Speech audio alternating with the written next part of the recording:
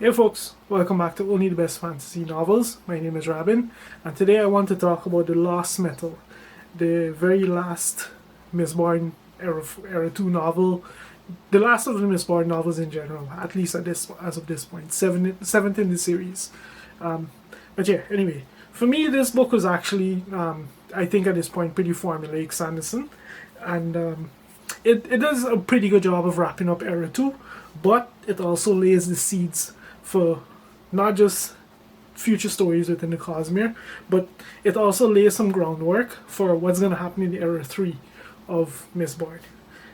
But they're very tiny seeds. If you blink, you'll miss them. But it is what it is. So anyway, what's going on in this book?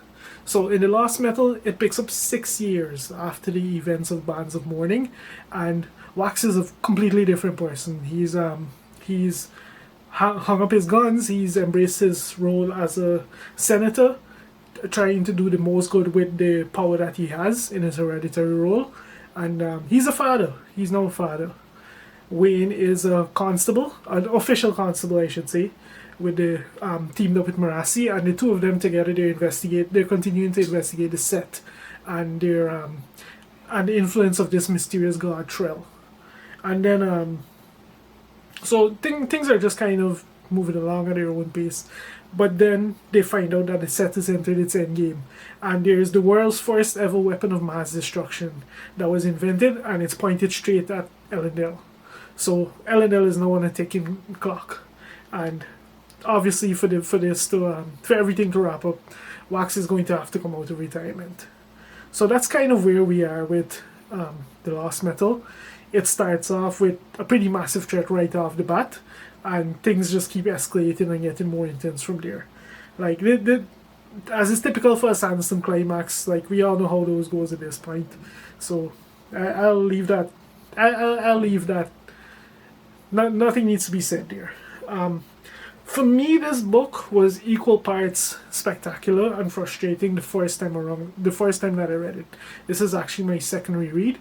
This time around, it was much better because I actually found out afterwards that apparently Sanderson had mentioned somewhere that starting from this book, The Lost Metal, and all his Cosmere books moving forward, there's not going to be any more Easter eggs per se. He's just going to have straight up connections, and that's one of my issues with this book. The first time around that I read it, there were just so many major Cosmere implications to it that it felt more like a very interconnected book that I didn't like. That I was kind of left out of. Like, it left too many threads open for me.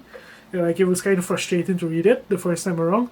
This time around, I appreciated it a little more, especially now that there were some other books that came out that did help to flesh out some of these threads that are in here.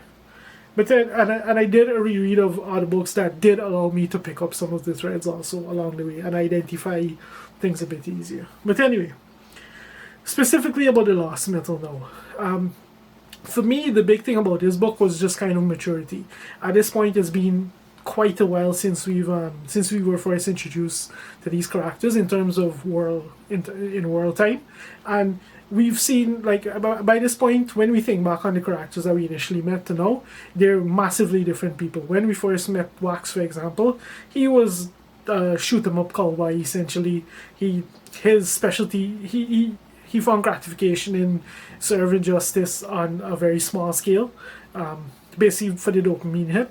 But in this book, he's matured to the point where he realizes that in his hereditary role as a senator, he has the capability to do much more good for much more people on a much wider scale than if he were to just go out and dispense justice as a single individual. So he's embraced that role, and he's generally been trying to do good with that. Of course, he's also now a parent, which helps the situation, and he and Steris have matured dramatically as a couple. Like, I just love their story. I liked it the first time around that I read these books, and the second time around I loved it even more. Steris is one of my favorite characters of this second era of Mistborn, and I just had a blast reading their sections of it. But Wax isn't the only person who's matured. Wayne has matured to an extent also. With this book, he's dealing with a lot of depression, and he's forced to confront a lot of the a lot of the choices and a lot of the decisions he's made in his life, and just kind of reflect on things. So there's that. And then finally there's Marassi. When we first met Marassi, she was enamored with these heroes that she was essentially studying about in college. And by this book, she's grown to the point now where she's grown to understand the world that they function in, the world that she also function in, and she's found it within herself the thirst to the drive to do more, to be more. So she's matured also in that regard. All around, just like if you compare them from the Alloy of Love to now, everyone has grown dramatically. It's like it was enjoyable for me to read that, I should say. In terms of like the plot of this book, this is pretty much everything that's very common for Sanderson, I should say. Like in terms of the pacing of this book, it's quite fast, which is similar to pretty much all the Era 2 books. It has the religious conflict and the political conflict that's pretty much a trademark of Sanderson novels. And not just that, like as I mentioned, like this book has like heavy Cosmere implications. We learn about yet another faction in the that's active in the Cosmere. We learn about so many new things. I'm not gonna get into spoilers, but there's quite a bit that goes on in here. And one thing that I liked is that even within all of that, we also got a new look at the Set, the antagonists of this entire series, and we understood more about their motivations, and their motivation for what they're doing isn't as clear cut, good and bad as it might seem. Like they're more villains in the style of the infamous quote "for the greater good," in that they're aiming to do the greatest good whilst ignoring the piles of bodies that they leave behind, so long as they're conveniently not part of that pile, essentially. So we got a different look at them that you know, it kind of fleshed them out a bit more from just being these nebulous bad guys with an unknown plan, essentially unknown motivation, unknown drive, that kind of thing. And then going in towards the end of this book, there were some things mentioned and some scenes that didn't make sense, that seemed strange. And if you know anything about a Sanderson book, it's that when there's an inconsistency, it's there for a reason. It is a seed for something greater. And I kind of had to get a spoiler after I finished reading the book as to what's going on with a particular character in here. But the seed for that was laid way back in the very first Miss Boy novels. So there is that.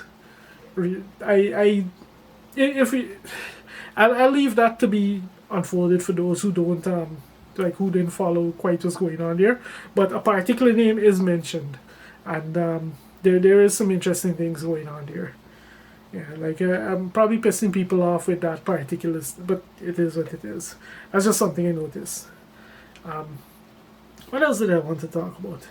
I kind of touched on where the whole Cosmere interconnection thing.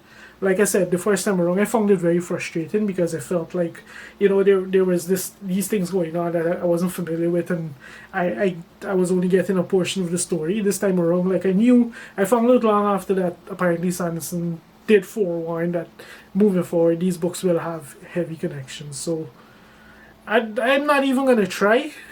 I am just gonna read the book, and when I come to something that I know we touched on previously but I can't quite remember, I'm just gonna pull up the wiki and read it and find out what's going on.